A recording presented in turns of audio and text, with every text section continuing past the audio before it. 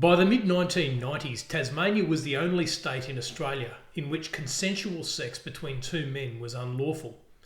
Nobody had been prosecuted for a decade, but sex between men remained a criminal act, and this formed the basis for continuing open discrimination against gay people. Nicholas Toonen was a prominent gay activist and HIV/AIDS awareness campaigner in Tasmania. He felt that the Tasmanian laws infringed against his rights under the International Covenant on Civil and Political Rights. Article 17 of the Covenant said, "No one shall be subjected to arbitrary or unlawful interference with his privacy, family, home or correspondence, nor to unlawful attacks on his honour and reputation." Toonen argued in the UN Human Rights Committee that the Tasmanian law interfered with his privacy. Now, the defendant in this matter was Australia rather than Tasmania because the nation was a party to the treaty. The Labor government in Canberra didn't support the Tasmanian laws, but they did forward the arguments of the Tasmanian government. Essentially, the Tasmanian government argued that any infringements on Mr. Toonen's privacy were not arbitrary or unlawful because they arose from laws supported by the Tasmanian community and necessary for two reasons.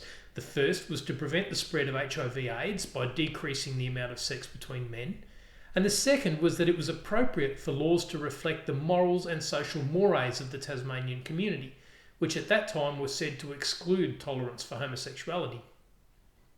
The committee was not persuaded by either of those arguments. In relation to HIV/AIDS, the committee noted that statutes criminalising homosexual activity tend to impede public health programs by driving underground many of the people at the risk of infection. Criminalisation of homosexual activity thus would appear to run counter to the implementation of effective education programs in respect of the HIV/AIDS prevention. On the public morality question, the committee noted that these offences had not been prosecuted for some years and said, considering further that these provisions are not currently enforced, they are not deemed essential to the protection of morals in Tasmania.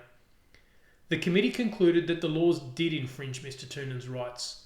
On the basis of this judgment, the Commonwealth Government used its external affairs power and wrote legislation which overrode the Tasmanian criminal offence provisions. And in 1997, Tasmania repealed them.